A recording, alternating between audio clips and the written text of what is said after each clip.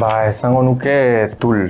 Txikitatik entzuten ditut, trajektoria luzea dute, egia da, eta diska bakoitza ezberdina da.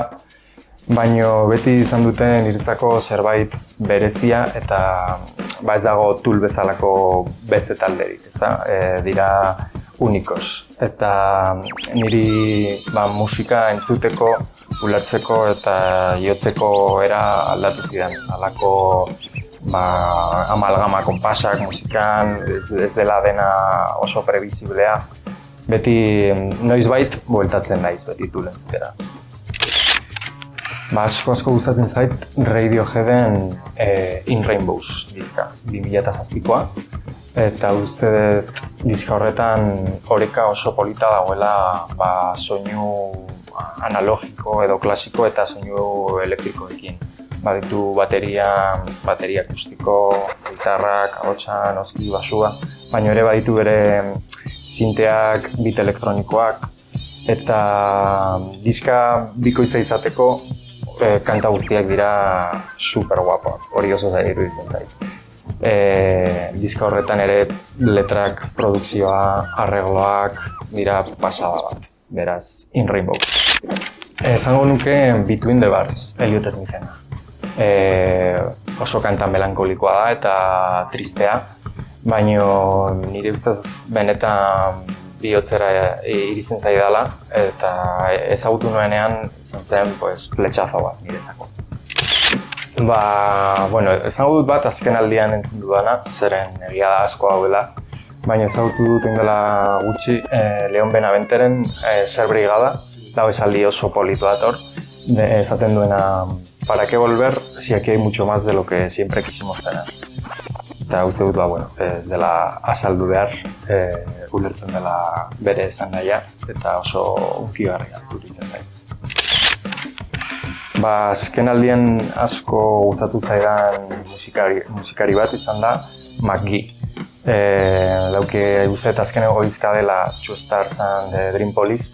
Oso berezia da, bai produkzio aldetik, eta bera abeslari eta gitarra jolea da, eta uste dut zerbait berria edo soinu berri bat aurkitu duela, igual kanta tipikoak eginez, baino soinu berri batekin, beraz hori izan McGee.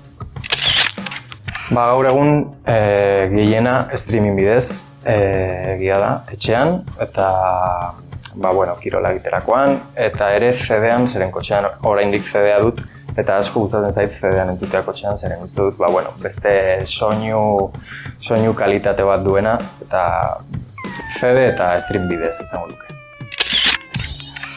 Leku oso guapoa daude, egia zen, areto handiak, festivalak, baina igual galder honetan etxera tiratuko nuke, ezta? Eta Ez Dok Taberna, Eibarko Ez Dok Taberna, gaur egun Zaizoi Ez Dok. Bertako horitzapenak oso politak ditut, eta jendearen gertutasuna hori uste dut taberna txiki batean oso ongi sentitzen dela. Aipatuko dut bat, ez naizela asko egon, baina uste dut 3 alditan egon naizela. Gasteizko Geldoradon, eta oso talde guapoak ikusi ditut hor, eta harritu ziren asko zala hori, bueltatu nahiko nuke maizago. Esango nuke 2014an Tigran Hamasian pianistarena, Campos Elíseosean izan zen, Bilbon, eta guztiz hitzik gabe atera nintzen. Bera da pianista eta, kriston bandarekin jotzen zen, pianoa eta sinteak ere jotzen ditu, eta, esan bezala hitzik gabe, super guapo.